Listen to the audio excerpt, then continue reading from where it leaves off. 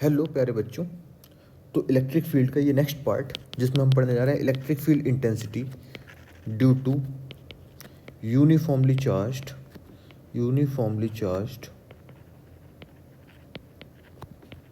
Spherical shell. अच्छा, तो spherical shell की बात हो रही है। तो स्फेरिकल शेल पढ़ने से पहले हमको ये पता होना चाहिए कि रिंग और डिस्क में क्या फ़र्क है। रिंग क्या होती है, जैसे हम जो फिंगर में पहनते हैं ना रिंग, उसी टाइप की कोई भी रिंग है ना, मतलब उसी साइज की, उसी आकार की, साइज नहीं उसी आकार की है ना, उसी डिज़ाइन की बनी हुई है ना, तो वो रिंग हो गई। अच्छा, अब रिंग को अंदर से तुम भर दो, जैसे घर में हमारे प्लेट रखी हुई होती, प्लेट वगैरह होती है ना, तो वो क्या होगी, डिस्क। अच्छा, तो फिर स्फेरिकल शेल क्या है। स्फेरिकल शेल है, अपन ने क्या बचपन में क्रिकेट खेलते थे, उसमें स्टम्पर की बॉल यूज़ करते थे। स्टम्पर की बॉल अंदर से खोखली होती थी और बाहर क्या होता था, एक लेयर होती थी, है ना। तो जो वो लेयर होती थी उसको हम क्या बोलते हैं, स्फेरिकल शेल, है ना। ओके, तो यानी कि स्फेरिकल शेल कैसा होने वाला है प्यारे बच्चों।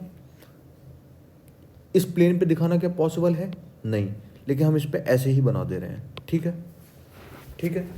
तो इसके लिए पहले हम फॉर्मूलाज देखते हैं, फिर इसका हम डेरिवेशन देखते हैं, जो कि आपके कोर्स के लिए 11th-12th या किसी भी चीज़ के लिए इतना इंपॉर्टेंट है नहीं, लेकिन इसको समझना बहुत इंपॉर्टेंट है। क्यों समझना इंपॉर्टेंट है, ताकि आपके बेसिक्स क्लियर हो पाए, है ना। तो पहले हम इसके फॉर्मूलाज देखते हैं, जो कि मैक्सिमम लोग फॉर्मूलाज लिखवा देते हैं। कैसी चार्ज है ये, यूनिफॉर्मली चार्ज है। ओके, तो हर तरफ मान लो इस पर पॉजिटिव है। ठीक है, ठीक है, ओके। अब तुम क्या करोगे, रेडियस इसकी आर और इस पर चार्ज किया क्यू। तो अगर हम एक पॉइंट ले लें, एक पॉइंट हमने पी ले लिया, है ना। ये क्या है, सेंटर। सेंटर से डिस्टेंस कितनी मान ली हमने, आर। सेंटर से पी की डिस्टेंस हमने मान ली आर। ठीक है, तो electric field intensity due to uniformly charged spherical shell, सबसे पहला पार्ट आएगा कि इसके इनसाइड कितनी होगी, है ना। इनसाइड होगी 0। इनसाइड का मतलब है क्या, ये सारी बातें समझेंगे कैसे है क्या है, अभी बस ये देखो कि होगी कितनी। इनसाइड का मतलब क्या है, जब स्मॉल आर कैपिटल आर से छोटा हो, मतलब जब ये जो पी पॉइंट है ना, ये पॉइंट पी है, ये पॉइंट पी यहाँ पे ना हो करके कहाँ पे हो, इसके अंदर हो। इसके अंदर होगा तो स्मॉल आर कैपिटल आर से छोटा होगा ना। देखो, अगर यहाँ पॉइंट होगा तो यहाँ पॉइंट पी है, ये होगा स्मॉल आर, और ये कितना होगा, ये कैपिटल आर, तो कैपिटल आर बड़ा हो गया ना, ठीक, क्योंकि इनसाइड हो गया। अच्छा, तो फिर आउटसाइड कितना आएगा प्यारे बच्चों। आउटसाइड का मतलब जब स्मॉल आर कैपिटल आर से बड़ा हो, है ना। तो इलेक्ट्रिक फील्ड इंटेंसिटी आएगी के क्यू अपॉन आर स्क्वायर। तुमने जितनी भी डिस्टेंस पे रखा है, अगर इसको वेक्टर में चेंज करना है तो क्या करो, तो वही जो अपन बचपन में करते थे, क्या करते थे कि जहाँ हमें जिस डायरेक्शन में करना है उसकी डायरेक्शन लगा दो, लगा दी हमने direction. R cap, R cap कितना होगा, आर कैप होगा वेक्टर आर अपॉन आर का मैग्नीट्यूड। अच्छा, और सरफेस पे कितना होगा, ऑन द सरफेस, है ना, ऐसे लिख लो सीधे। सरफेस पे कितना होगा इलेक्ट्रिक फील्ड, यानी कि जब स्मॉल आर और कैपिटल आर दोनों बराबर हो जाएं, तो सरफेस पे होने वाला इलेक्ट्रिक फील्ड इंटेंसिटी हमारी के क्यू अपॉन आर स्क्वायर। ठीक है, k Q upon r square, और जो डायरेक्शन होगा वो हम डायरेक्शन लगा देंगे, इसकी कोई दिक्कत है नहीं, हम मैग्नीट्यूड लिख देते हैं डायरेक्ट। ठीक है, ठीक है। अच्छा, तो अब प्यारे बच्चों आता है कि भाई इसका डेरिवेशन। डेरिवेशन के लिए एक बहुत ही, इसका बहुत ही इजी फॉर्म में जब हम करेंगे तो होगा गॉस थ्योरम। लेकिन गॉस थ्योरम से पहले कैसे करें, इंटीग्रेशन और डिफरेंशिएशन से कैसे करें, ये क्वेश्चन आ सकता है। तो हम इंटीग्रेशन और डिफरेंशिएशन से करते हैं प्यारे बच्चों। देखो, ये बॉल दिख नहीं रही है लेकिन है, ठीक है। ठीक है। अच्छा, ये रेडियस आर है। क्या हमको रिंग की वजह से इलेक्ट्रिक फील्ड इंटेंसिटी पता है? हाँ, कितनी होती है? K q x upon r square plus x square की पावर 3/2, यही होती है ना, यही होती है ना। और जो रिंग की क्या होती है? परपेंडिकुलर, ठीक है। तो अब देखो, हम मानते हैं पॉइंट पी यहाँ पे है, यहाँ पे पॉइंट पी है। ये डिस्टेंस कितनी है प्यारे बच्चों? ये डिस्टेंस है स्मॉल आर, ठीक है। अब हम क्या कर रहे हैं, हम थीटा एंगल पे कलर चेंज कर लें, कर लो। हम थीटा एंगल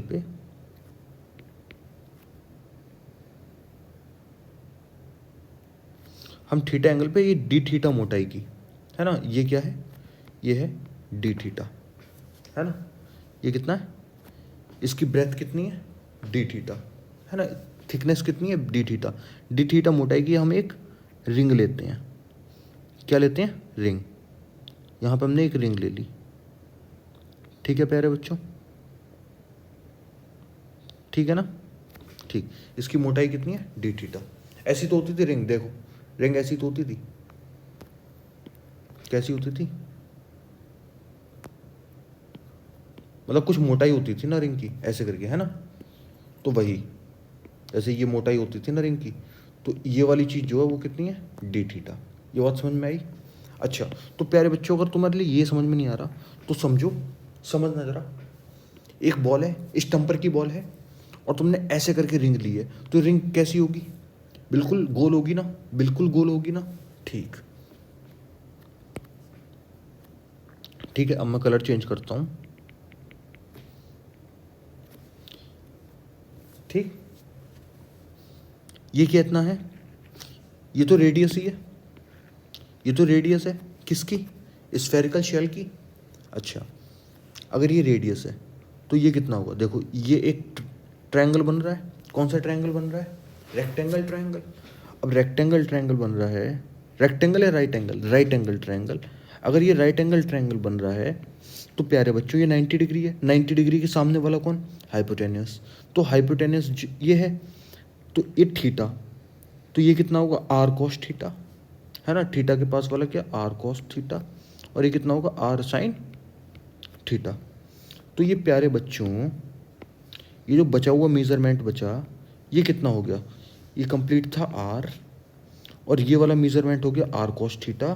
तो ये बचा हुआ कितना हो गया? ये हो गया r minus are cos theta. यहाँ तक ठीक है? कोई डाउट यहाँ तक? बिल्कुल नहीं। अच्छा प्यारे बच्चों, अब देखो, इस रिंग की एक्सिस पे अगर हम देखें तो ऐसे तो देखेंगे ऐसे करके, है ना। तो इसकी वजह से कितनी होने वाली है electric field intensity?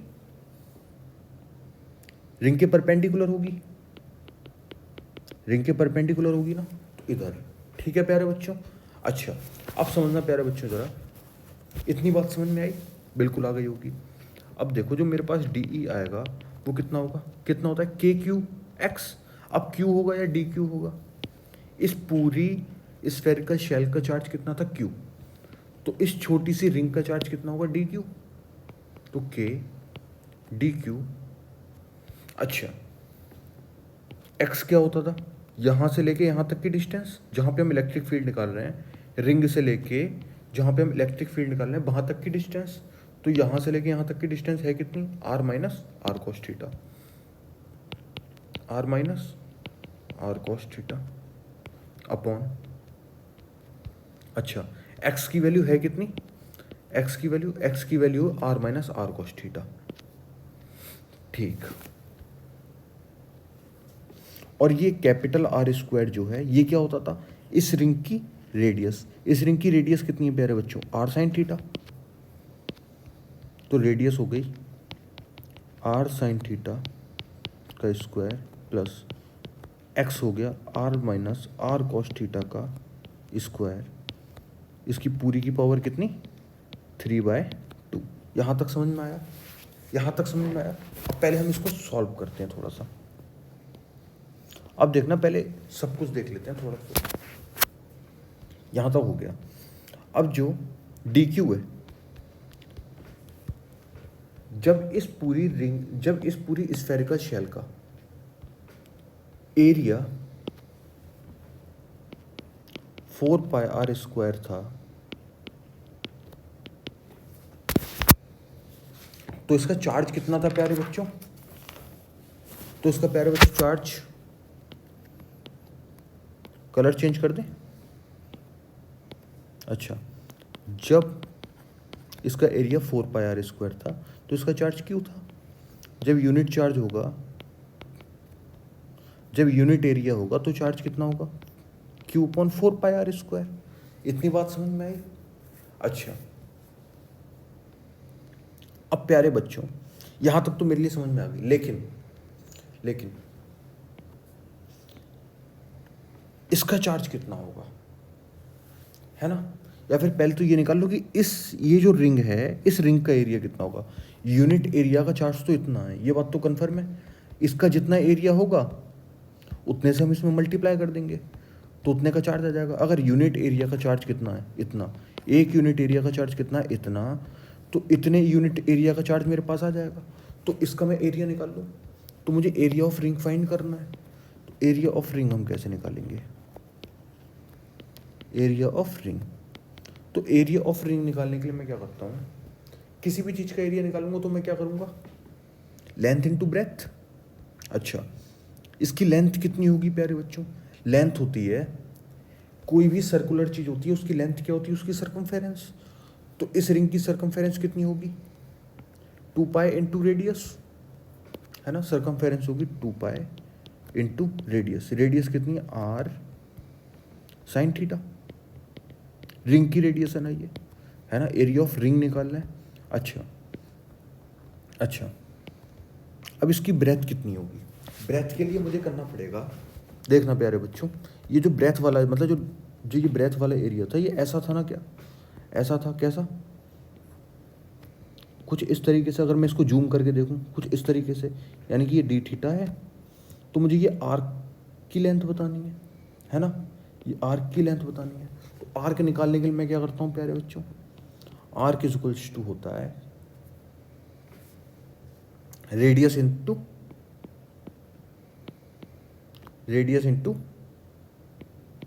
Angle. Radius कितनी है? आर। ये वाली रेडियस तो आर ही है ना? आर्क की रेडियस पूछी है ना?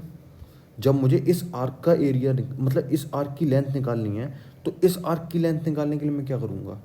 इस आर्क की लेंथ निकालने के लिए करूँगा रेडियस इंटू एंगल, है ना? Radius into angle. रेडियस कितनी है इसकी? आर, और एंगल कितना है? D theta. ठीक है, तो यानी कि सर्कमफेरेंस इंटू ब्रेथ। ब्रेथ कितनी हो गई? आर डी थीटा हो गई। अच्छा, तो एरिया ऑफ रिंग आ गया मेरे पास प्यारे बच्चों। Area of ring, unit area का कितना था? इतना चार्ज। तो रिंग का इतना एरिया है, तो इतने एरिया का चार्ज कितना होगा? 2πr sin theta R D theta. इतना एरिया है तो चार्ज कितना होगा? Q/4πr² 2πr sin theta into R D theta, है ना? यानी कि डी क्यू की वैल्यू कितनी हो गई? डी क्यू की वैल्यू हो गई इतनी। ये डी क्यू की वैल्यू है ना? है ना? है ना? क्योंकि मैंने क्या माना कि इस रिंग का चार्ज कितना है? D Q. इस रिंग का अगर चार्ज डी क्यू है तो इसका चार्ज मैंने निकाला कितना? इतना, है ना? देखो, जैसे मैंने, देखो, यूनिट एरिया का चार्ज इतना, रिंग का एरिया इतना, तो रिंग के एरिया इतना है, तो इतने एरिया का चार्ज कितना होगा? इतना, है ना? ठीक। अच्छा, अब समझना। अगर इसमें कुछ भी समझ में नहीं आ रहा तो आप बेशक कमेंट कर सकते हैं, बिना किसी डाउट के। सारे डाउट्स आपके क्लियर किए जाएंगे। इसको समझिए आप ध्यान से। अब तो मेरे पास हो गया चार्ज इतना, तो यहाँ पे मैं d E is equals to हो गया, d E is equals to मेरे पास हो गया के डी क्यू की जगह मैं रखूँगा Q/4πr²। अच्छा, यहीं पे देख लो, आर स्क्वायर से ये कट गया, पाई से कट्टम पिट्टम, 2 × 2 = 4, तो डी क्यू की वैल्यू मेरे पास कितनी आई प्यारे बच्चों, Q/2 sin theta into D theta, तो के Q/2 sin theta into D theta. इतना समझ में आया? बाकी सब तो वैसे ही रख दो, r minus r cos theta upon कितना, इसको अब खोल लो, r sin थीटा का स्क्वायर कितना होगा, r² sin स्क्वायर थीटा, और जो बाद वाला है उसका कितना होगा, r² plus r² cos square theta minus 2r cos theta. बाद वाले में मैंने क्या कर दिया, बाद वाले में लगा दिया a माइनस b का होल स्क्वायर, है ना, इतना ही होता है, a² plus b² plus minus 2ab। अच्छा, तो अगर मुझे इलेक्ट्रिक फील्ड निकालना तो मैं क्या करूँगा, इंटीग्रेशन कर दूंगा, ठीक। तो ये तो कांस्टेंट है KQ/2, बाहर ले लेता हूँ। अच्छा, sine theta D theta r minus r cos theta upon, इन दोनों को अगर मैं एक साथ लेता हूँ तो इसमें से r² कॉमन आ जाएगा, क्या होगा, sine square theta plus cos square theta, बाकी सब तो ऐसे ही लिखे रहने दो, 2r cos थीटा पूरे की पावर कितनी, 3/2। अच्छा प्यारे बच्चों, अब देखना जरा, sine square theta plus cos square theta, ये वाली टर्म कितनी हो गई, 1, तो KQ/2 sign theta D theta r minus r cos theta upon r² plus r² minus 2r cos theta की पावर 3/2। अच्छा प्यारे बच्चों, अब समझना, इसमें थीटा की वैल्यू कहाँ से कहाँ तक वेरी करेगी, कोई लिमिट सोच सकता है? देखो समझना, देखो मैं यहाँ पे छोटी सी रिंग, एक छोटी सी रिंग यहाँ पे, फिर रिंग, फिर रिंग, फिर रिंग, फिर रिंग, फिर रिंग, फिर रिंग, फिर रिंग, ऐसे कर करके रिंग लेके हुए जाऊँगा, है ना। फिर ये कहाँ तक जाएगी, ऐसे करके, ऐसी तो जाएगी, छोटा साइज छोटा साइज छोटा साइज, और ये, है ना। तो ये कहाँ से, जीरो से स्टार्ट हुई, जीरो से स्टार्ट हुई, कहाँ तक गई, 180 तक। अगर ऐसे समझ में नहीं आया कि एंगल 180, जीरो से 180 कैसे हुआ, तो ऐसे समझो, ऐसे समझो, एक रिंग ये है, ठीक। अब दूसरी रिंग में ये लेता हूँ, फिर तीसरी रिंग में ये लेता हूँ, फिर चौथी रिंग में ये लेता हूँ, मतलब ऐसे रखते हुए मैं ऐसे करते हुए चला जाऊँगा। जब ऐसे करता हुआ जाऊँगा, इधर को रखते हुए जाऊँगा, तो नीचे वाला पार्ट इधर को आएगा, ठीक। तो ये पूरा पूरा पूरा का पूरा स्फीयर बनेगा, नहीं बनेगा। और मैंने रिंग रखी थी ऐसे, और एंड में जो जाएगी, एंड वाली रिंग जो आएगी वो आएगी ऐसे, ऐसे आएगी ना। तो जीरो से लेके 180 तक घूमी ना रिंग, सारी की सारी रिंग 180 तक घूमी, तो यानी कि एंगल कितना हो सकता है, जीरो से लेके 180, एंगल कितना हो सकता है, जीरो से लेके 180, ठीक है। इतनी बात समझ में आई। 180 को मैं पाई भी लिख सकता हूँ, कोई दिक्कत नहीं है, ठीक। अब देखना प्यारे बच्चों, जो नीचे वाली टर्म है, इसका मेरे लिए इंटीग्रेशन करना बहुत ज़्यादा मुश्किल है, तो मैं क्या करूँगा, नीचे वाली टर्म को मैं एक बार x² मान के देखता हूँ। नीचे वाली टर्म को r² plus r² minus 2r cos theta is equal to x²। नीचे वाली टर्म x² मान ली। तो देखना प्यारे बच्चों, अब मैं पार्शियल डिफरेंशिएशन करूँगा, d r² plus r² minus 2r cos theta is equal to d x²। अच्छा, r² का डिफरेंशिएशन कितना होगा, 0, क्योंकि कांस्टेंट है। स्मॉल r² का भी कितना होगा, 0, क्योंकि वो भी कांस्टेंट है। अच्छा, अब बचा कौन, 2r cos थीटा, तो 2r तो बाहर आ जाएगा, क्योंकि क्या है, कांस्टेंट। cos थीटा का प्यारे बच्चों कितना होता है, cos थीटा का होता है माइनस का साइन थीटा, है ना। तो माइनस माइनस हो गए प्लस, और डी थीटा, यही तो होता है पार्शियल डिफरेंशिएशन। कि पूरी टर्म का डिफ्रेंशिएशन कर दो और जो भी वेरिएबल है उसमें थीटा लगा दो। ठीक, अब यहाँ पे देखो एक्स स्क्वायर का डिफ्रेंशिएशन कितना होता है 2x। ठीक है, अब वेरिएबल में लगा दो x, है ना, किसके रिलेटिव में, क्या x के रिलेटिव में, तो dx लगा दो। तो यहाँ पे हो गया 2r sign theta D theta, 2 से 2 तो कट्टम पिट्टम हो जाएगा ना, 2x dx। ठीक, तो sine theta D theta is equal to x D x upon r r. अच्छा, दिख रहा है कुछ, sine theta D theta, sine theta D theta, इसकी जगह मैं क्या रखूंगा एक्स डी एक्स अपॉन, देखना भी जरा क्या मैजिक होने वाला है। इलेक्ट्रिक फील्ड इंटेंसिटी हो गई के Q upon 2, sine theta D theta की जगह मैं रखूंगा X D x upon small are into capital R. अच्छा, R minus are cos theta. अब प्यारे बच्चों समझना, कॉस थीटा की जगह मैं क्या लिख सकता हूँ, इसको खुद चेंज करके देख लेना। यहाँ से अगर मैं कॉस थीटा को चेंज करूँगा तो आएगा आर स्क्वायर, कोई अलग कलर से करते हैं, बिल्कुल, यह आएगा r square plus are square minus x square इधर पहुँचेगा और ये वाली टर्म आएगी इधर, तो कितना हो जाएगा 2r कॉस थीटा। तो कॉस थीटा अपॉन में आ जाएगा 2r is equal to cos theta. तो कॉस थीटा की वैल्यू मेरे पास आ गई। अब कॉस थीटा की वैल्यू मैं रख दूंगा यहाँ पे। अब देखना यहाँ पे कितना था, r minus r into cos theta. Cos theta की वैल्यू आई कितनी है, ये है ना, आर इंटू कॉस थीटा। तो कॉस थीटा की वैल्यू आई कितनी है, r square plus are square minus x square, r square plus are square minus x square upon 2 small are into capital r, और ये बड़े ब्रैकेट में अपॉन अपॉन इस पूरे की वैल्यू कितनी है, एक्स स्क्वायर है कि नहीं है, नीचे वाले पूरी टर्म की वैल्यू एक्स स्क्वायर, इसकी पूरे की पावर है 3/2। अच्छा, तो इलेक्ट्रिक फील्ड इंटेंसिटी प्यारे बच्चों हो गई मेरे पास के Q upon 2।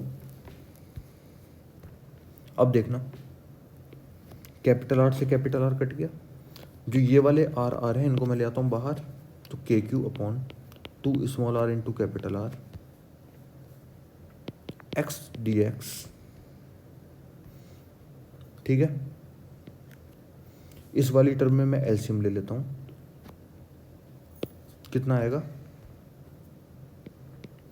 2r square minus से multiply r square minus are square plus x square upon 2r, पूरे के अपॉन में x की पावर 3, है ना, ये स्क्वायर है, इससे ये कट जाएगा क्योंकि पावर्स किस में जाती हैं, मल्टीप्लाई में। अच्छा, तो इलेक्ट्रिक फील्ड इंटेंसिटी हो गई के Q upon 2r x D x. यहां पे कितना होगा प्यारे बच्चों, 2r square minus are square कितना आएगा, r square minus are square plus x square, और जो नीचे वाला 2r है, ये वाला जो 2r है इसको मैं ले आता हूँ बाहर, बाहर लेके आऊँगा तो कितना बनेगा 4r स्क्वायर। ठीक है, ठीक है। अच्छा, तो इलेक्ट्रिक फील्ड इंटेंसिटी मेरे पास हो गई प्यारे बच्चों k Q upon 4r square r. Limits हम बिल्कुल बाद में रखेंगे, ठीक है, पहले हम इसे सॉल्व कर लेते हैं अच्छे से। अब मैं x की सब में मल्टीप्लाई कर दूं, x r square minus x capital r square plus x cube, पूरे के अपॉन में है एक्स क्यूब और इधर है dx। ये भी ठीक है क्या, देखते रहो। तो इलेक्ट्रिक फील्ड इंटेंसिटी हो गई के Q upon 4r square are. तो जब मैं इन सबको हटा दूंगा, r square upon x cube minus x r square upon x cube plus x cube upon x cube, सही लिखा मैंने, dx। ठीक है, तो के cube upon 4r square are. तो इसका कितना हो जाएगा, r square upon x square minus are square upon x square plus 1 into d x. अच्छा, जब मैं इसका इंटीग्रेशन करूँगा, अब पहले यहाँ तक तो मेरे लिए समझ में आ गया। अब मैं लिमिट्स देखता हूँ कि मुझे लिमिट्स कहाँ से कहाँ तक रखनी है, ठीक है। अब देखना जरा लिमिट्स कहाँ से कहाँ तक रखूँगा। जब वेरिएबल डी थीटा था, जब वेरिएबल थीटा था तो मैं रखता था थीटा की वैल्यू 0 से पाई तक, लेकिन अब तो वेरिएबल एक्स है, तो एक्स की वैल्यू कहाँ पे रखूँगा। देखो ये हमारे पास एक्स स्क्वायर है, तो कॉस थीटा की वैल्यू एक बार 0, एक बार थीटा की वैल्यू 0, एक बार थीटा की वैल्यू पाई, है ना। तो थीटा की वैल्यू जब 0 होगी, एक्स स्क्वायर है कितना प्यारे बच्चों, मेरे पास था x square is equal to small r square plus are square minus minus minus minus minus minus minus 2r cos theta. अब थीटा की वैल्यू रखो एक बार 0, r square plus are square minus cos 0 कितना होता है, प्लस का 1, तो 2r। अच्छा, तो ये किसका फॉर्मूला हो गया, A square plus B square minus 2ab, तो a माइनस बी का होल स्क्वायर। तो यहाँ पे प्यारे बच्चों x की वैल्यू कितनी आएगी, plus minus r minus r. पक्की बात, जब थीटा 0 है, ठीक। अच्छा, जब थीटा की वैल्यू, इसको थोड़ा साइड में कर दें, ठीक। अब देखना प्यारे बच्चों, अब जब थीटा की वैल्यू मैं पाई रख दूंगा, यानी कि 180 रखूंगा, तो कितना आएगा, x square is equal to r square plus are square cos pi, यानी कि कॉस 180 कितना होता है, माइनस का 1, तो माइनस माइनस कितना हो जाएगा, प्लस। तो एक्स कितना आएगा, तो यहाँ पे एक्स स्क्वायर आएगा आर प्लस आर का होल स्क्वायर, अगेन एक्स कितना आएगा, plus minus r plus r, है ना, है ना। अब यहाँ पे माइनस वाला तो है ही नहीं, माइनस वाला तो हो नहीं सकता, सिर्फ प्लस वाला, ठीक। तो यहाँ तक तो मुझे कोई दिक्कत नहीं होनी चाहिए, यहाँ तक कोई दिक्कत है क्या, नहीं होनी चाहिए, ठीक। अब तुम प्यारे बच्चों ये समझो क्या, कि ये जो वैल्यू है वो कहाँ तक है, ये जो मैं वैल्यूज रख रहा हूँ वो कहाँ तक है, ये बताओ। R minus capital small R minus R होगा। अब जब मैं निकालूंगा इलेक्ट्रिक फील्ड इंटेंसिटी कहाँ पे, आउटसाइड, कहाँ पे निकालूंगा, आउटसाइड। तो जब मैं आउटसाइड निकालूंगा तो प्यारे बच्चों ये बताओ, स्मॉल आर बड़ा होगा या कैपिटल आर। जब आउटसाइड निकालूंगा तो स्मॉल आर ही बड़ा होने वाला है, तो यानी कि लिमिट्स कहाँ से रखूंगा, स्मॉल, ये लिमिट यहाँ से यहाँ तक रखूंगा, आर माइनस आर से आर प्लस आर तक। समझ में आया, समझ में आया ना।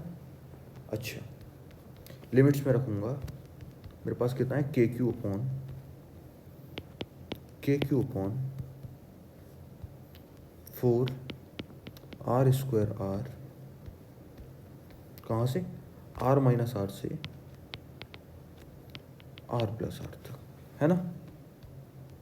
यहाँ पे कितना आया, r square upon x square minus capital r square upon x square plus 1 d x. अब प्यारे बच्चों ये सोचो, k Q upon 4 r square r square तो क्या है, ये जो आर स्क्वायर लिखा है वो क्या है, कांस्टेंट। तो यानी कि 1 अपॉन एक्स स्क्वायर का जो इंटीग्रेशन होता है वो कितना होता है, 1 अपॉन एक्स स्क्वायर का इंटीग्रेशन होगा माइनस का 1 अपॉन एक्स, ठीक है। क्यों होगा, कैसे होगा, वो आप मेरे इंटीग्रेशन वाले लेक्चर में देख सकते हैं। अच्छा, 1 अपॉन एक्स स्क्वायर अगेन लिखा है, कैपिटल आर स्क्वायर क्या है, कांस्टेंट, तो अगेन 1 अपॉन एक्स स्क्वायर का कितना होगा, माइनस का 1 अपॉन एक्स, तो ये माइनस से minus plus are square upon x, और 1 का कितना होगा, एक्स। लिमिट्स कहाँ से कहाँ तक, आर माइनस आर से आर प्लस आर तक, ठीक है प्यारे बच्चों। ठीक है प्यारे बच्चों। अच्छा,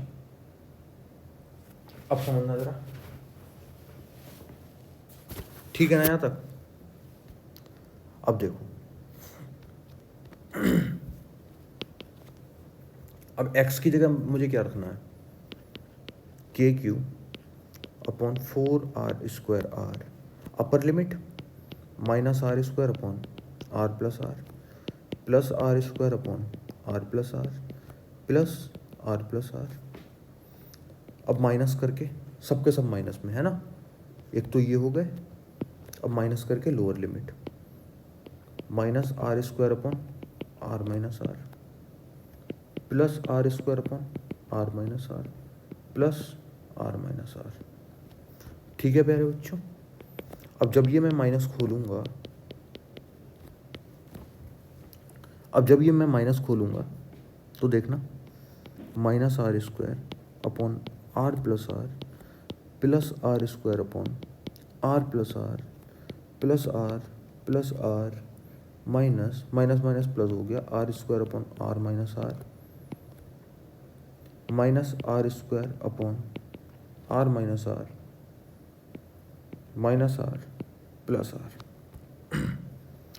तो अगर मैं इसको देखूंगा तो इससे ये कट्टम पिट्टम है ना, ठीक है।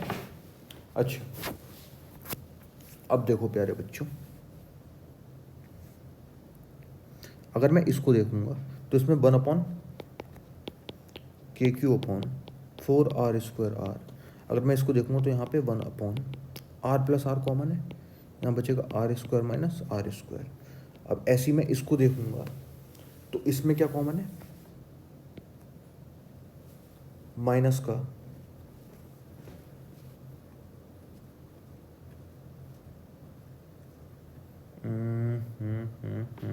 ठीक है, माइनस का 1 अपॉन आर माइनस आर। तो यहाँ पे क्या आएगा, यहाँ पे ये आएगा, यहाँ पे भी अगेन क्या बन जाएगा, r square minus are square, और ये दोनों क्या बनेंगे 2r, ये और ये मिलके। ठीक है प्यारे बच्चों यहाँ तक। अब प्यारे बच्चों आगे बढ़ते हुए मैं ये देखना चाहता हूँ कि 1 अपॉन आर प्लस आर, यहाँ पे r square minus are square, यहाँ पे भी r square minus are square common, इधर कितना 1 upon are plus are minus 1 upon r minus r, ठीक है, प्लस 2r। अब देखना अपन किस मैजिक में पहुंचने वाले हैं, k Q upon 4r square r square minus are square.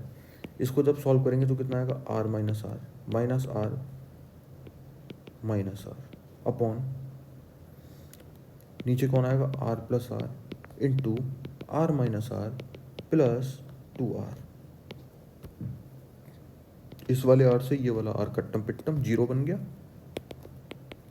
के Q upon 4r square R, सो तो नहीं गए प्यारे बच्चों, कोई दिक्कत नहीं, सो जाना नहीं, सो जाना नहीं, सो जाना नहीं, सो जाना नहीं।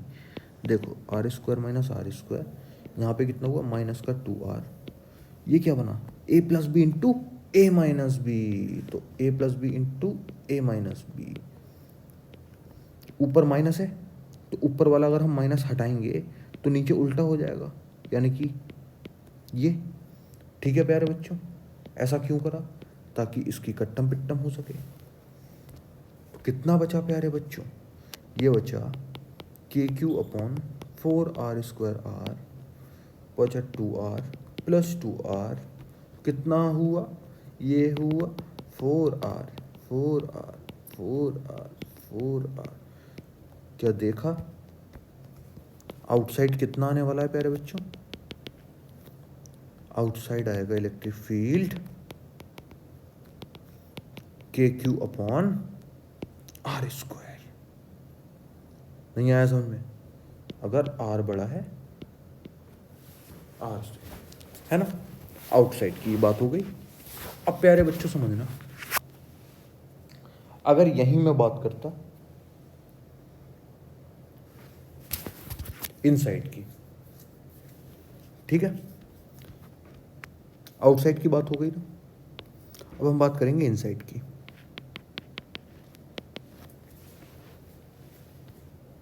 अभी देखो मेरे पास इलेक्ट्रिक फील्ड कितना आ गया था, के क्यू अपॉन 4 r² कितना आया था, इलेक्ट्रिक फील्ड आया था मेरे पास, जो फाइनल रिजल्ट आया था ये, है ना, small r² into capital are, साथ में क्या क्या था, r² अपॉन एक्स माइनस का r² upon x plus r² upon x plus 1, है ना, ऐसा ही कुछ आया था, प्लस एक्स, ये रिजल्ट आया था ना। अब सिर्फ पंगा है तो सिर्फ किसका, कि यहाँ पे लिमिट्स क्या होने वाली हैं। अब मैं उसके बारे में सोचता हूँ जरा, देखना प्यारे बच्चे। पहले तो पॉइंट कहाँ था, बाहर, तो हम जो रिंग मान रहे थे वो कहीं पे भी मान रहे थे, है ना, हम 0 से लेके 180 तक मान रहे थे। अब देखना, अब मैंने ये एक लिया क्या, स्फेरिकल शेल, ये मान लो इसका क्या है, ये मान लो इसका सेंटर है, ठीक। अब सेंटर से मान लो मैं मानता हूँ यहाँ पे है पॉइंट पी, इनसाइड ही तो निकालना है, मान लो यहाँ पे मानता हूँ पॉइंट पी, ठीक। तो अब दो वजह से होगा ना, इधर दो वजह से होगा ना, इधर की जो रिंग होंगी, इधर साइड जितनी भी रिंग होंगी, इधर साइड जितनी भी रिंग होंगी, उनकी वजह से इस पे इलेक्ट्रिक फील्ड, और इधर साइड जो रिंग होंगी उसकी वजह से इस पे इलेक्ट्रिक फील्ड, है ना, इधर साइड जो रिंग होंगी उसकी वजह से इस पे इलेक्ट्रिक फील्ड इधर साइड होगा, और इधर साइड जो रिंग होंगी उसकी उनकी वजह से इस पे इलेक्ट्रिक फील्ड होगा इधर साइड। इतनी बात समझ में आई क्या, इतनी बात समझ में आई क्या, ठीक। अब प्यारे बच्चों समझना जरा, अब देखना, अब जैसे हमने पहले जो हमने किया था, r cos थीटा जो हमारे पास था,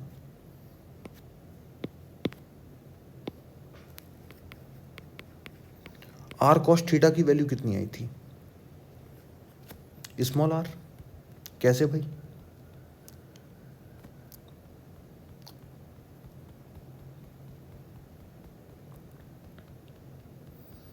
कहाँ गया कहाँ गया कहाँ गया, देखो देखो, अब P पॉइंट जो है मान लो वो यहाँ पे आ गया, तो r cos थीटा कितना हो गया, है ना, r cos थीटा कितना हो गया, स्मॉल r, नहीं हुआ क्या, देखो, अगर नहीं समझ में आया तो यहाँ से देखो इस डायग्राम से, जैसे मान लो P पॉइंट यहाँ पे हुआ, ठीक, ये रेडियस होगी,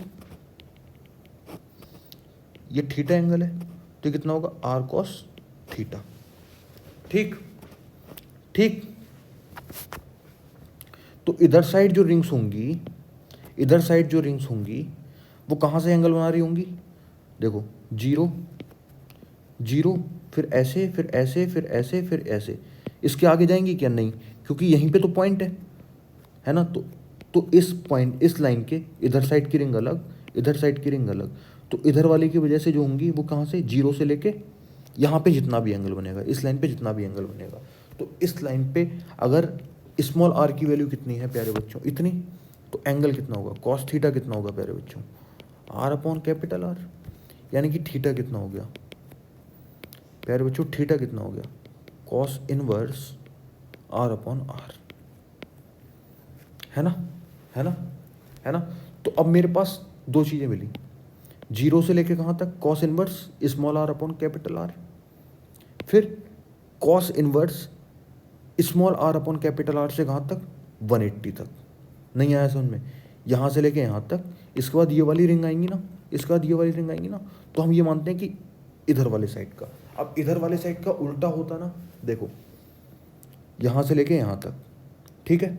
अब मुझे इधर से रिंग लेनी पड़ेंगी, तो मैंने उल्टा माना ना, तो मुझे सब्ट्रैक्ट करना पड़ेगा ना, यहाँ से लेके यहाँ तक तो जो भी आएगा, फिर minus cos inverse r upon capital R से लेके पाई तक, माइनस क्यों करा, क्योंकि इधर की रिंग की वजह से किधर होगा इलेक्ट्रिक फील्ड, इधर, इधर की रिंग की वजह से इलेक्ट्रिक फील्ड किधर होगा, इधर। अब मैंने माना जीरो इधर है, तो जीरो से लेके यहाँ तक, फिर अगर मैं यहाँ से ऐड तो कर नहीं सकता अगर यहीं से ले रहा हूँ तो, या तो मैं उल्टा लिखूँ, फिर मैं क्या लिखूँ 180 से लेके कहाँ तक, cos inverse r upon capital r तक। लेकिन लिखूँगा क्या मैं, देखना समझना ज़रा, मैं दो लिमिट्स लिखता ना, एक तो इधर का पार्ट, इधर वाले की पार्ट की वजह से इंटीग्रेशन करता जीरो से लेके कॉस इनवर्स स्मॉल आर से कैपिटल आर, यहाँ तक हो गया ना, इस लाइन तक मटेरियल निपट गया। अब इस लाइन के आगे का जो होगा वो क्या करूँगा, minus cos inverse small R से capital R, small are upon capital R से 180 तक, है ना। क्योंकि इधर वाले पार्ट सारे के सारे इलेक्ट्रिक फील्ड लगाएंगे इधर, इधर वाले सारे के सारे इलेक्ट्रिक फील्ड लगाएंगे इधर। अगर इलेक्ट्रिक फील्ड अपोजिट साइड में तो हम क्या करेंगे, सब्ट्रैक्ट करेंगे। ठीक, ठीक है ना यहाँ तक। अच्छा, अब देखना प्यारे बच्चों, ये लिमिट्स तो हो गई मेरे पास, ये देखना ये लिमिट्स हो गई मेरे पास। ये किधर वाले की वजह से होगी, राइट हैंड वाले की तरफ से, राइट हैंड वाली जो भी रिंग्स होंगी उनकी वजह से, और ये वाला किसकी वजह से होगा, जो लेफ्ट हैंड पे रिंग है उनकी वजह से। ठीक है, ठीक। अब प्यारे बच्चों, मेरे पास एक्स स्क्वायर की वैल्यू कितनी थी, मैंने एक्स स्क्वायर को माना था r square plus are square minus 2RR cos theta, इतना ही तो माना था, इतना ही तो माना था। ठीक, अब बस मैं थीटा, इस थीटा पे वैल्यू निकाल लूँ, इस थीटा पे वैल्यू कितनी होगी एक्स की,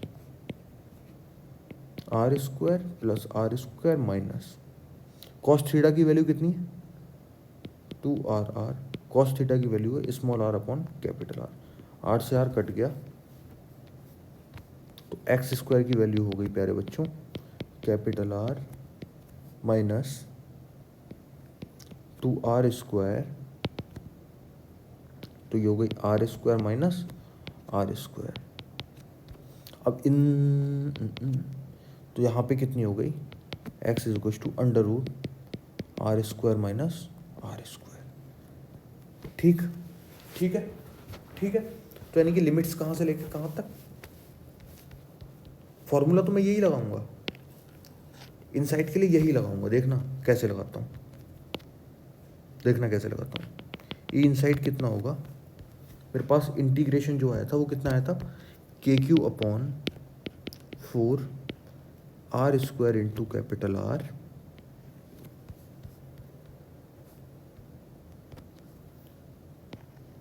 capital r square upon x minus small r square upon x plus x, कहाँ से लेके कहाँ तक, ये लगेगा आर माइनस आर से। अब देखो मैंने क्या करा, कैपिटल आर में से स्मॉल आर घटाया ना, पहले मैंने क्या करा था, स्मॉल आर में से कैपिटल आर घटाया था ना, अब मैंने कैपिटल आर में से क्यों घटाया, क्योंकि अब अंदर की बात हो रही है ना, अंदर कैपिटल आर बड़ा होगा स्मॉल आर छोटा होगा। देखो जब मैं यहाँ पे बात करूँगा तो स्मॉल आर की वैल्यू कितनी, ये स्मॉल आर कितना, ये, और कैपिटल आर कितना, ये, तो दोनों में कौन बड़ा है, कैपिटल आर। तो अब मैं किसको सब्ट्रैक्ट कर रहा हूँ, कैपिटल आर में से, है ना। और ये वाली लिमिट कहाँ तक जाएगी, ये वाली लिमिट जाएगी यहाँ तक under root r square minus are square. ये किसकी वजह से हो गया, लेफ्ट साइड, ये किसकी वजह से हो गया, राइट साइड वाले की वजह से, है ना। किसकी वजह से हो गया ये, राइट हैंड साइड पे जो रिंग्स हैं उनकी वजह से, minus again KQ upon 4R square r square upon x minus small r square upon x plus x, कहाँ से लेके कहाँ तक, under root r square minus x square. ये तो करा था इस वाली लिमिट से, ये यही तो करा था। देखो ये वाली लिमिट हमने यहाँ पे उतारी और कहाँ तक, पाई तक, है ना। तो अगेन हम वही करेंगे ना, ये वाली लिमिट हमने उतारी यहाँ पे, और पाई की वैल्यू कितनी आएगी, capital r plus r, pi पे value capital r plus r थी बस। अब इसके बाद जब तुम इसे सॉल्व करोगे प्यारे बच्चों तो कितना आने वाला है, इसका आंसर 0 आने वाला है। ठीक है, ये रख के अपने आप बिल्कुल शांति के साथ ऐसे ही अपन सॉल्व कर लेते हैं। ठीक है, ज़्यादा डाउट में नहीं। KQ upon 4R square are, ये दोनों में से कॉमन ले लिया मैंने। ठीक,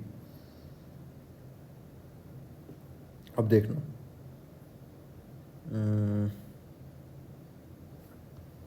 इसे एक बार को मैं ए मान लेता हूँ, क्या मान लेता हूँ, ए, are square,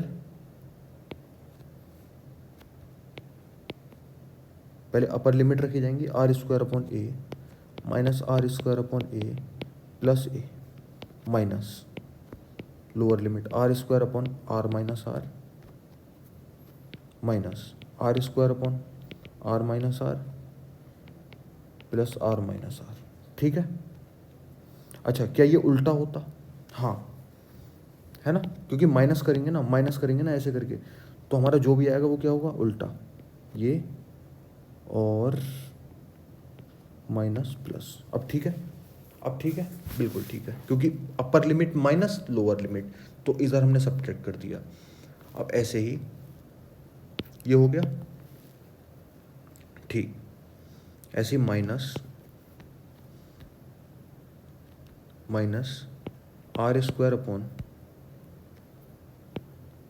are plus are minus are square upon are plus are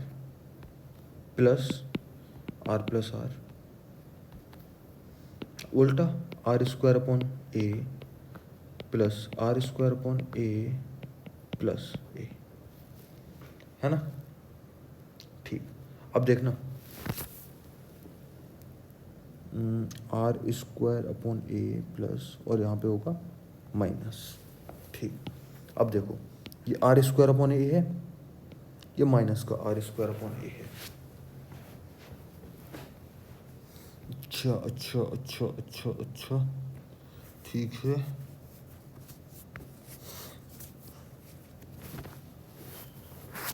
ये माइनस बाहर,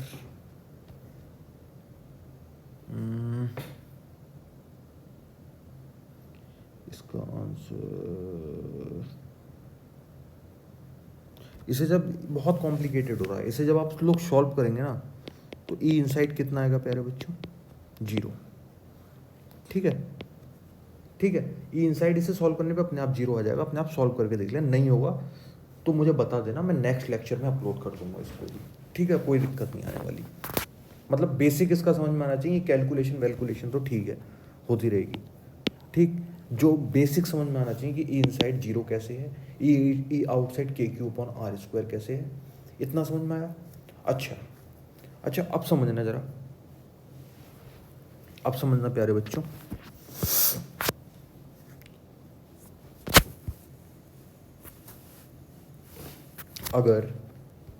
अगर ई इनसाइड को दूसरा तरीका देखने का, मान लो मैं यहाँ पे पॉइंट लेता, तो यहाँ पे एक रिंग आती नहीं आती, तो यानी कि रिंग का ऑटोमेटिकली सेंटर हो जाता, तो रिंग के सेंटर पे इलेक्ट्रिक फील्ड इंटेंसिटी कितनी होती है, 0। अगर मैं यहाँ पे पॉइंट लेता तो यहाँ पे भी एक रिंग आती नहीं आती, है ना। एक बॉल लो, स्टम्पर की बॉल, है ना, उसमें उसके अंदर कहीं पे भी बीच में अगर तुम पॉइंट मानोगे, और अगर क्या उस पॉइंट के आसपास तुम उस पॉइंट को सेंटर नहीं बना सकते हो किसी भी रिंग का, बन जाएगा, ऑब्वियसली बन जाएगा, किसी ना किसी रिंग का सेंटर तो बन ही जाएगा। तो हमेशा जितने भी पॉइंट आएंगे, हर पॉइंट का एक सेंटर बन सकता है रिंग का, तो यानी कि ई इनसाइड क्या आने वाला है, 0। इतनी बात समझ में आई कि ई इनसाइड 0 दूसरी तरीके से हम कैसे देख सकते हैं। अच्छा, अब सरफेस वाला ये है कि के क्यू अपॉन आर स्क्वायर आया ना मेरे आउटसाइड के लिए, आउटसाइड के लिए कितना है, k Q upon r square, इतना है ना प्यारे बच्चों। अगर इतना आया तो अगर मैं सरफेस पे देखूंगा तो कितना होगा, तो होगा के क्यू अपॉन आर स्क्वायर, है ना, इसकी जगह आर रख दो बस। ठीक है, अब अगर मैं इसका ग्राफ देखना चाहूँ, इसका, है ना, अब अगर हमें इसका ग्राफ देखना है तो ग्राफ में क्या करेंगे, ग्राफ में देखो बड़ा सिंपल मैटर है, किसके बीच में बनाना है, इलेक्ट्रिक फील्ड इंटेंसिटी और आर के बीच में। अगर ग्राफ के बारे में कुछ समझ में नहीं आता तो आप देख सकते हैं, मेरे लेक्चर हैं अपलोडेड। देखो इनसाइड क्या है, E0, सरफेस पे इलेक्ट्रिक फील्ड इंटेंसिटी कितनी है, k Q upon r square, और आउटसाइड कितनी है इलेक्ट्रिक फील्ड इंटेंसिटी, के क्यू अपॉन आर स्क्वायर। ये क्या आउटसाइड, ये कहाँ पे सरफेस पे, ये कहाँ है इनसाइड। तो इनसाइड तो इलेक्ट्रिक फील्ड है ही नहीं, इलेक्ट्रिक फील्ड इंटेंसिटी हमें कब से मिलना स्टार्ट हुई? जब हम सरफेस पे पहुंचे, जब हम पॉइंट को लेके गए सरफेस पे, यानी कि जब आर की वैल्यू कैपिटल आर के बराबर होगी तब तो हमें इलेक्ट्रिक फील्ड प्राप्त होगा, उससे पहले तो हमारे लिए प्राप्त होगा ही नहीं, है ना। यानी कि इस पॉइंट पे हमारे लिए कितना प्राप्त होगा? के क्यू अपॉन आर स्क्वायर। अच्छा, इसके बाद की कहानी क्या चल रही है? इसके बाद की कहानी ये चल रही है क्या? ठीक, तो ई आउटसाइड क्या है प्यारे बच्चों? ई आउटसाइड जो है वो k Q upon small r square है क्या? यानी कि के और क्यू क्या है? कांस्टेंट। तो इलेक्ट्रिक फील्ड इंटेंसिटी जो है आउटसाइड की वो आर स्क्वायर के डायरेक्टली प्रोपोर्शनल है या इन्वर्सली प्रोपोर्शनल है? इन्वर्सली प्रोपोर्शनल है ना। अगर इन्वर्सली प्रोपोर्शनल है तो इसका मतलब ग्राफ कैसा? ऐसा।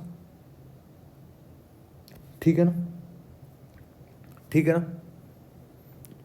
यहाँ पे electric field intensity inversely proportional है। इससे पहले, है ना, ये क्या है? इनसाइड। ये कहाँ पे है? On the surface. और ये कहाँ पे है? आउटसाइड। अब प्यारे बच्चों हम उससे रिलेटेड कुछ क्वेश्चन करेंगे, एक दो क्वेश्चन देख लेते हैं। देखना, जैसे क्वेश्चन जो हमारा है, एक ही स्फेरिकल शेल है, ये इसका सेंटर है, यहाँ पे एक चार्ज रखा है क्यू, इसकी रेडियस कितनी है? आर। एक आउटसाइड पॉइंट रखा, पॉइंट है बी, इनसाइड पॉइंट है ए। इस पूरी का चार्ज कितना है? क्यू। इस पूरी स्फेरिकल शेल का चार्ज कितना है? क्यू। अब तुमको क्या बताना है? Electric field intensity at point A and electric field intensity at point B, ये फाइंड करना है। तो देखो,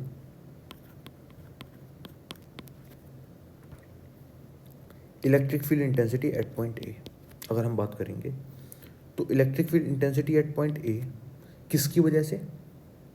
किसकी वजह से? शेल की वजह से। प्लस, प्लस क्यों भाई? क्योंकि भैया अंदर चार्ज भी तो रखा है। दो पॉइंट चार्ज के बीच में क्या इलेक्ट्रिक फील्ड नहीं होता? होता है ना। कौन सा चार्ज है? क्यू। तो इसकी वजह से इलेक्ट्रिक फील्ड होगा ना। होगा कि नहीं होगा? होगा कि नहीं होगा? हर चार्ज का अपना एक इलेक्ट्रिक फील्ड होता है, तो इसकी वजह से भी तो इलेक्ट्रिक फील्ड होगा। तो इसकी वजह से इलेक्ट्रिक फील्ड कितना होगा? इसकी वजह से electric field E at A due to क्या? Charge Q. तो ई एट ए शेल की वजह से कितना होगा? जीरो। क्यों? क्योंकि शेल के अंदर कितना होता है? जीरो, है ना। लेकिन क्यू की वजह से कितना होगा? क्यू की वजह से होगा के क्यू अपॉन दोनों के बीच का ओ ए स्क्वायर, है ना।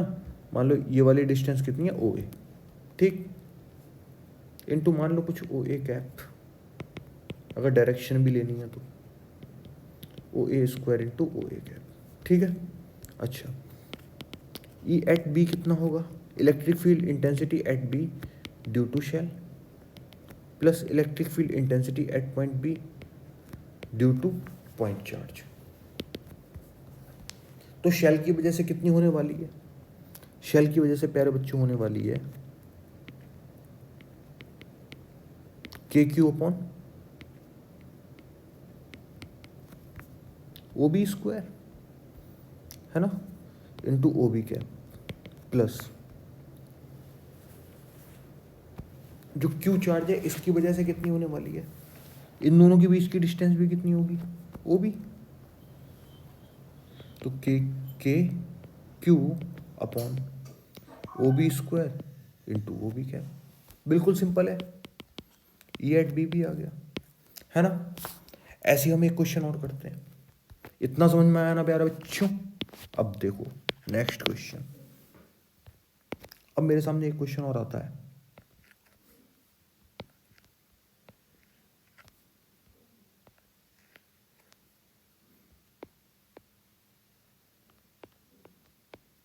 तू है तो मुझे फिर और क्या चाहिए? ओहो, देखो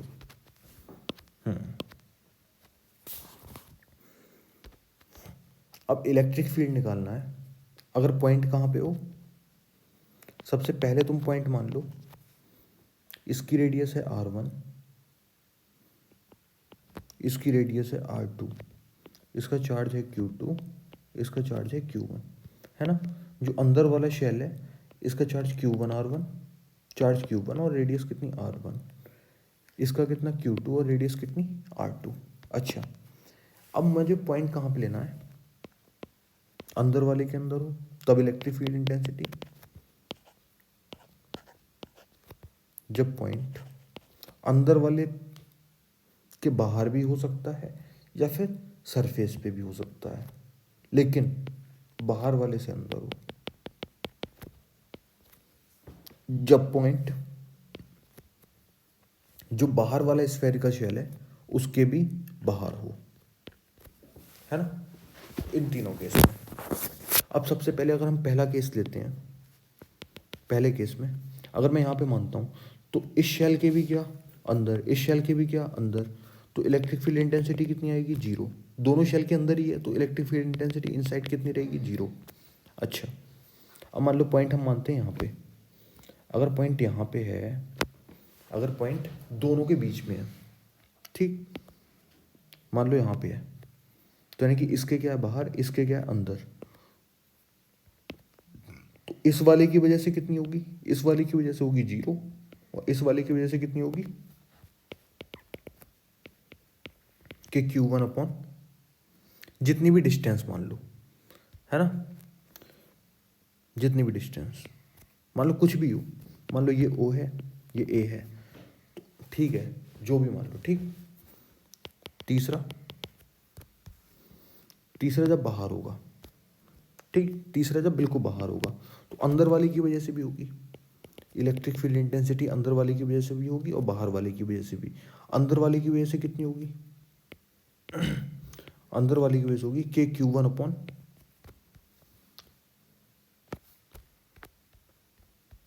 अपॉन मान लो अंदर वाले से बाहर, मान लो यहाँ पे है तो यहाँ से यहाँ तक की डिस्टेंस कितनी r1, लेकिन दूसरे वाले के लिए भी कितनी होगी r, तो दोनों के लिए r ही होने वाली है, तो सीधे r ही लिखो के Q1 अपॉन r।